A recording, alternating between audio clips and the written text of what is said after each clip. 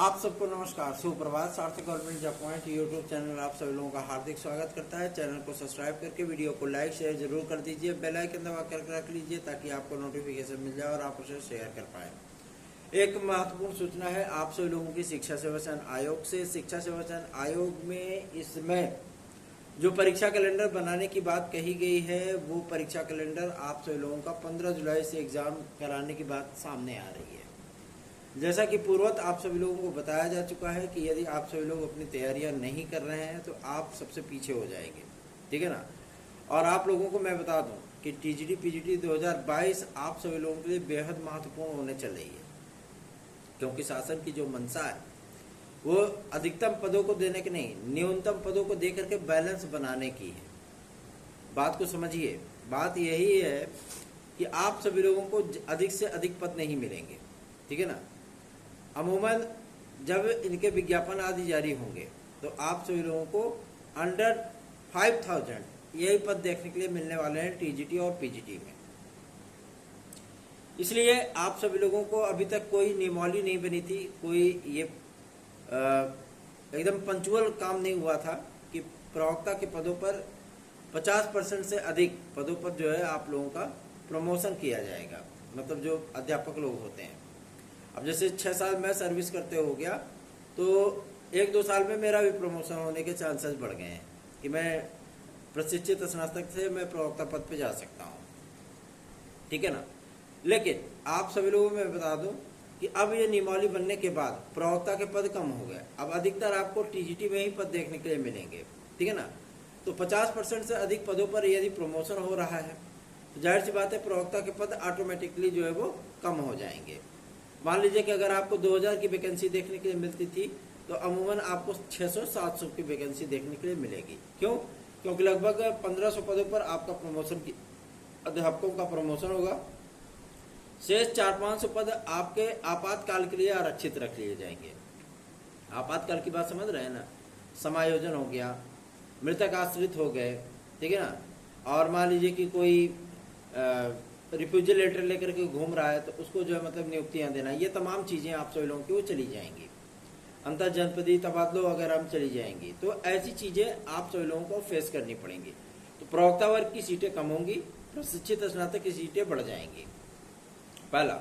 दूसरा, ये जो फाइनल रिपोर्ट सबमिट की गई है शासन के पास, ठीक है ना, जो समायोजन की बात सामने आ रही थी आप लोगों ने देखा होगा, उसमें राजकीय विद्यालयों में जो चीजें बताई गई हैं कि लगभग 2250-2300 विद्यालय जो आपके राजकीय चल रहे हैं उसमें विद्यार्थियों की पर्याप्त संख्या है। कोई भी विद्यालय ऐसा नहीं है जहां पे 400 से 500 से बच्चों से कम हो कोई, ठीक है।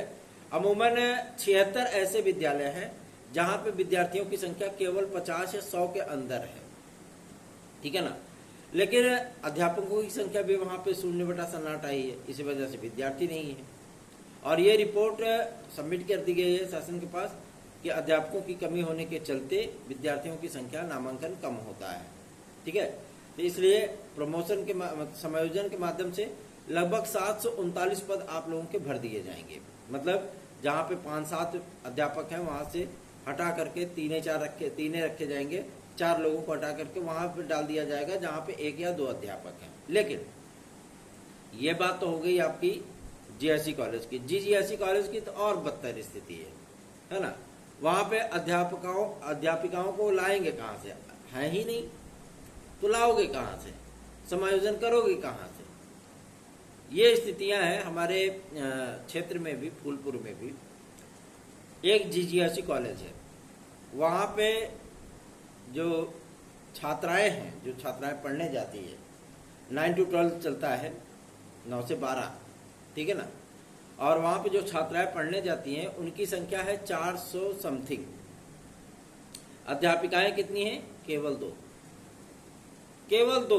प्रधानाचार्य वो भी नहीं है।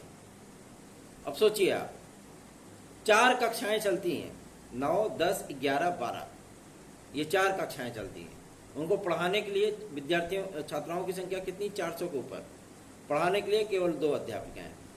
किस किस क्लास में जाएंगे? एक में अंतरात्मा रख दें, एक में अपना बैग रख दें, एक में क्लेचर रख दें, ऐसे क्लासेस चलाएं, क्या दिक्कत है ना। तो ऐसी परिस्थितियां आप लोगों को कमोबेश विद्यालयों में देखने के लिए मिलेगी और ये बहुत ही दुखद है। राजकीय विद्यालयों की परिस्थितियां जो हैं वो आप सभी लोगों के सामने है, कोई छुपी हुई कंडीशन नहीं है। इसलिए उत्तर प्रदेश लोक सेवा आयोग से अब हम लोग भी लगातार ज्ञापन आज प्रस्तुत करके विज्ञापन की मांग कर रहे हैं, ठीक है ना। क्यों?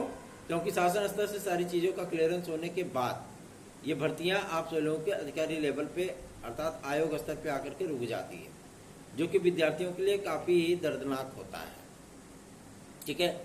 अभी लोक सेवा आयोग ने अपना पूरा स्टैंड क्लियर नहीं किया है। आगामी 2-3 दिनों में आप लोगों को इनका स्टैंड क्लियर होता हुआ दिखेगा। क्यों? क्योंकि चुनावी प्रक्रियाओं में जाहिर सी बात है वो भी थोड़े से सुस्त पड़ गए हैं, लेकिन जैसे ही यहाँ से चुनावी प्रक्रिया आगे बढ़ेगी पूर्वांचल साइड, धीरे धीरे सारी चीज़ें जो है आपकी वो नॉर्मल होती चली जाएगी, ठीक है ना। तो उम्मीद की जा रही है कि आप लोगों का परीक्षा कैलेंडर आ जाएगा। लेकिन सबसे अच्छी बात यह है कि शिक्षा सेवा चयन आयोग आप सभी लोगों का अब थोड़ी सी कार्य योजना अपनी बना चुका है, ठीक है ना। और कार्य योजना बनाने के बाद जो परीक्षा कैलेंडर आज पे बातें हो रही हैं वो सारी चीज़ें आप लोगों के सामने आएंगी, तो आपकी टीजीटी पीजीटी क्लियर हो जाएगी। लेकिन ये कह देना कि एलटीजीएससी नहीं आएगी या ये कह देना कि एलटीजीएससी का एग्जाम अगले साल तक जाएगा, ये बेमानी होगी। क्यों? क्योंकि उत्तर प्रदेश लोक सेवा आयोग इन भर्ती परीक्षाओं को इसी वर्ष फाइनल कराएगा। मानते हैं आयोग के पास बहुत सारी जिम्मेदारियां, लेकिन ये जिम्मेदारी क्या कम बड़ी है क्या, है ना। तो इसलिए कार्य होगा और आप सभी लोगों को विज्ञापन आदि का आप लोगों का जो इंतजार है वो समाप्त होने चल रहा है। 20 तारीख के बाद विद्यालय बंद होने चल रहे हैं और उसके बाद हम सभी लोग शासन स्तर पे भी, क्योंकि उस समय चुनाव अपने पीक पे होगा, 25 को वोटिंग है, अपने पीक पे होगा, तो नेता लोग बात भी सुनेंगे। और अब की बार आप सभी लोगों को हम एज रिलैक्सेशन, एलटी और जीआईसी का विज्ञापन, साथ ही साथ टीजीटी पीजीटी 2024 का विज्ञापन, तदर्थ शिक्षकों के समस्त पदों का विज्ञापन आप सभी लोगों को दिलवा करके ही दम लेंगे। इसलिए आप सभी लोगों से रिक्वेस्ट करूंगा कि अधिकाधिक संख्या में वीडियोस को शेयर किया करिए और चैनल को सब्सक्राइब न किया हो तो सब्सक्राइब अवश्य कर लीजिए। देखिए, अगर कार्य आप कर रहे हैं, मैं राजनीति से परे हूँ, ठीक है ना। मैं मानता हूँ रूलिंग पार्टी के जनप्रतिनिधि हमारे घर में भी हैं, ठीक है ना, जो वर्तमान में सरकार में जो है प्रतिनिधित्व दे रहे हैं, लेकिन उससे हमारा कोई लेना लादना नहीं है। आप सभी लोगों के कार्य होने चाहिए, छात्रों का हित होना चाहिए। छात्रों की यदि कोई समस्या है तो उसका निराकरण शासन स्तर से अगर होना है तो वो भी हो जाना चाहिए। ये मेरा एकमात्र ध्येय है, ठीक है ना। और शायद इन्हीं चीज़ों को लेकर के हम कभी न कभी पीछे हो जाते हैं। आप सभी लोग जो है, जो हमारे व्यक्तिगत तौर पे हमें जानने वाले हैं, उनको पता है कि वास्तविकता में भैया क्या चीज़ है और कहाँ तक जा सकते हैं, ठीक है ना। लेकिन आप सभी लोगों से मैं रिक्वेस्ट कर करके थक गया कि आप लोग अधिकाधिक संख्या में वीडियोस को शेयर किया करिए। थोड़ा उत्साह बढ़ता है इससे कि हाँ, हमारे भाई बहन हमारे साथ खड़े हैं, ठीक है ना। इसलिए मैं आप सभी लोगों से रिक्वेस्ट करता हूँ बारंबार। चलिए आगे बढ़ते हैं। अब बात करेंगे आपके टीजीटी पीजीटी 2016-2021 के लिए।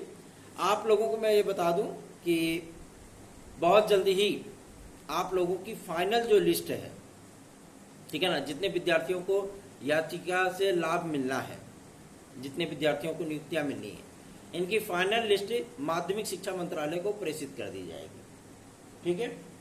और चूंकि हाईकोर्ट का आदेश तो आना है हमारे लोग को फेवर में ही, है ना, और उसके बाद आप सभी लोगों का बल्ले बल्ले होने वाला है। क्योंकि जो सीटें आप सभी लोगों की छूट रही हैं, जो सीटें आप लोगों की बच रही हैं, उन सीटों पर आप सभी लोगों का ही अधिकार है, ठीक है। और किसी भी प्रकार की गलती की कोई गुंजाइश नहीं है। इसलिए आप लोगों को थोड़ा सा धैर्यवान जरूर बनना चाहिए, ठीक है। थोड़ा धैर्य रखेंगे तो कार्य बहुत सुगमता से होगा और प्रभावी ढंग से होगा। इसलिए थोड़ा धैर्य रखिए, ज़्यादा हलबलाइए मत, ठीक है।